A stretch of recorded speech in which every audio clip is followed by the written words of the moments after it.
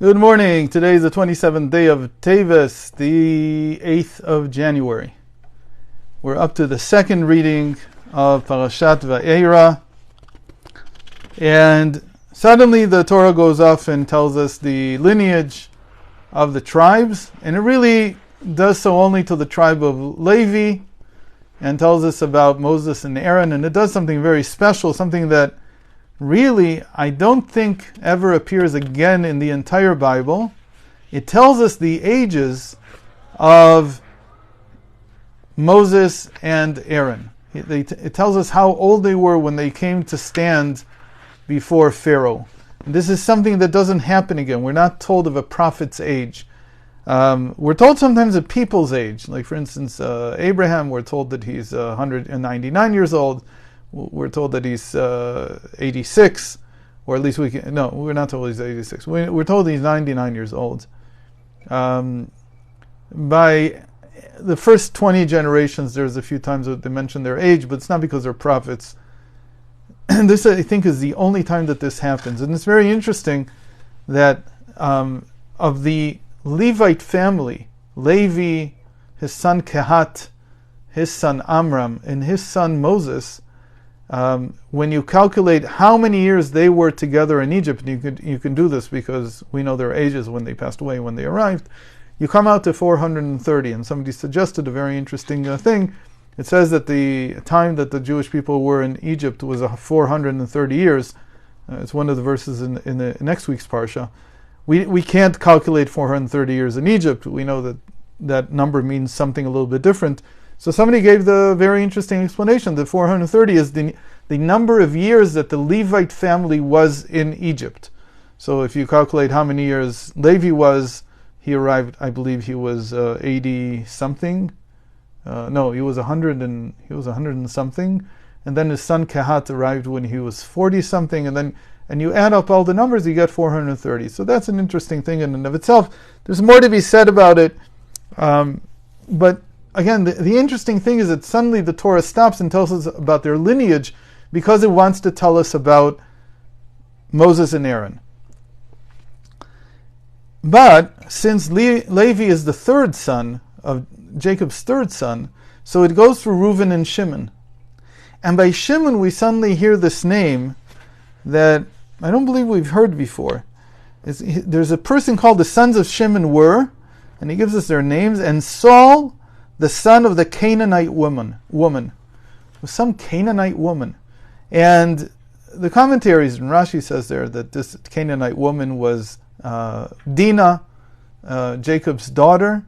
The reason she was called a Canaanite woman was because she was defiled by a Canaanite, by Hamor, the son of Shechem.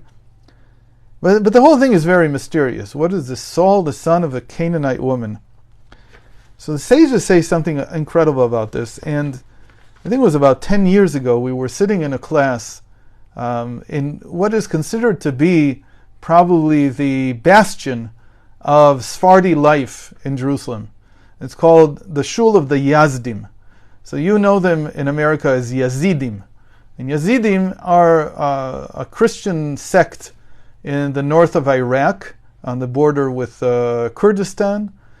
And there were Jews that lived there. And so the Jews retained, like you say, Russian Jews. So there's Yazdi Jews. They come from this area of northern Iraq. And they came in the early 1900s, or actually late 1800s. And they settled outside the old city of Jerusalem. They were one of the few places, one of the first to settle outside the walls. And there's an old shul that they have, an old synagogue that's called the Yazdi Shul. And this shul is like almost, like if you play Carnegie Hall, it means that you are accomplished in classical music. If you play Madison Square Garden, it means that you are a pop star. That's what it is. If you teach in the Yazdim, you're like the up-and-coming next scholar in Torah. So, for whatever reason, it turned out 10 years ago, there was a whole year that Rav Ginsburg was teaching in the Yazdim. Again, nobody thought of it as, oh, he's playing Carnegie Hall or anything like that. But it was interesting to be there and to see what the culture there was like. It's very interesting, different culture. And imagine in this bastion of very traditional Sephardi culture, suddenly we didn't see it, no one saw it coming. No one had any clue it's going to go in that direction. Suddenly, we understand that this class is like something we've never heard before. And he's speaking about two people that came to him before the class, and he was speaking to them, and he described it like he was speaking to someone. They had visited him. And he asked him about their incarnations, and we realized pretty soon that he's not talking about somebody who's alive, he's talking about somebody who's passed away. And then he tells us, and he wouldn't say who these people are. He just kept on building it. So here's a little bit from that class. In the book of Numbers, now we're switching now to the book of Numbers, we read about the incident of the Midianite women who were sent to seduce the Israelites. The worst atrocity was performed by the chieftain of the tribe of Shimon. His name was Zimri ben Salu, who communed with a Midianite princess by the name of Kozbi bat Zur. Zimri, in his insolence, made a public spectacle of his sin. It took the zealotry of Pinchas, the grandson of Aaron the high priest, to end Zimri and Kozbi's life, and discontinues God's anger at the people. Who exactly was Zimri ben Salu, the chieftain? It is surprising that his name is not mentioned among the chieftains of the tribes, appearing a number of times earlier. The sages tell us that he actually had 5 or 6 different names.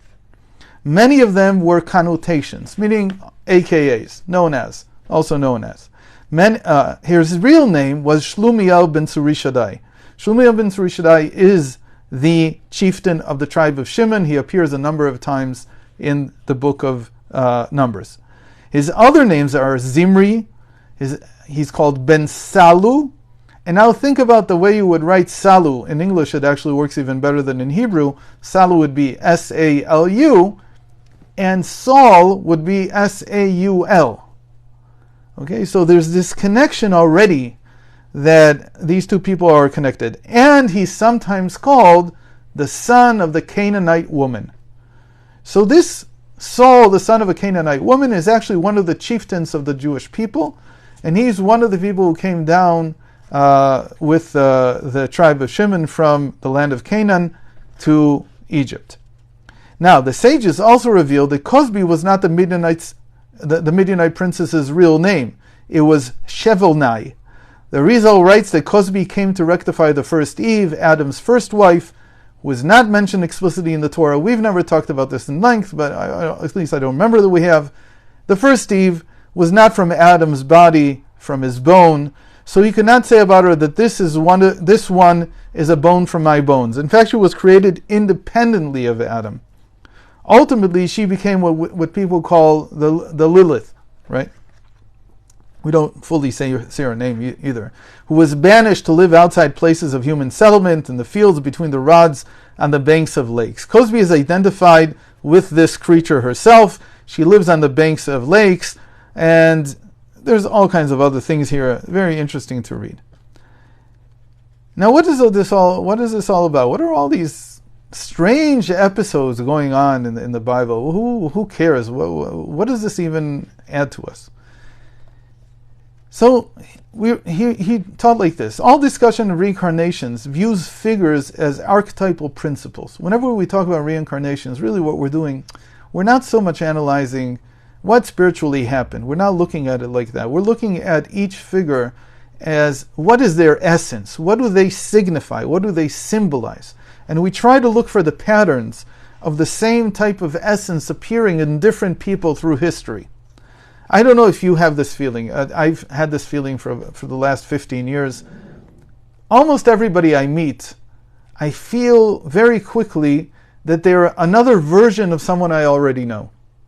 I don't know if you feel that way.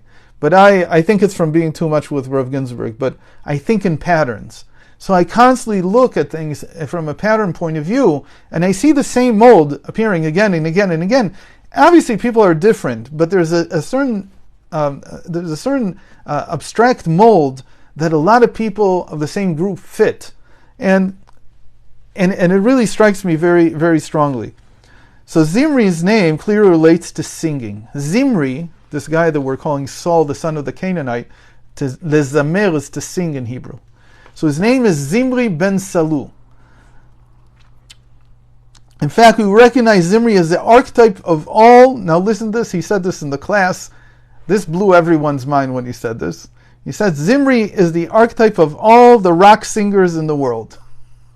How did he suddenly get to rocks? Where did that suddenly come from? Because his real name, we said, is Shlumiel ben Tzuri Shaddai. Tzur in Hebrew means a rock. It means God is my rock. Tzuri Shaddai means God is my rock. A rock singer is the natural connection somehow, okay?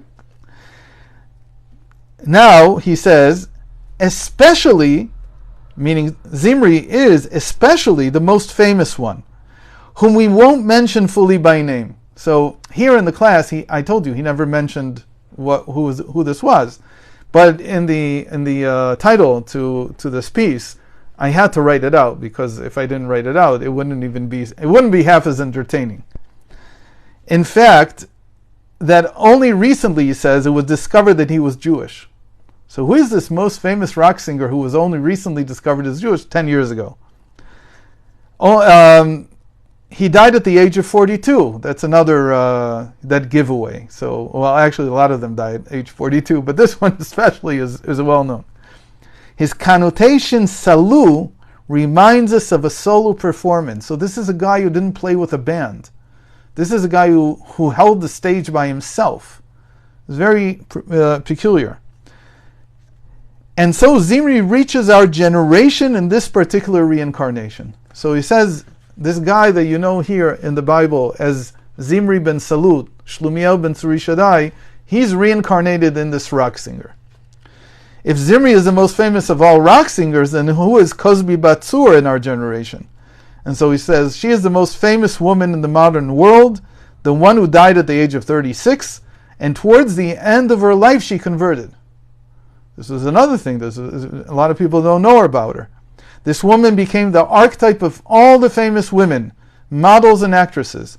It seems that this couple has not yet completed their rectification, but we now know that he was Jewish from birth, and she converted.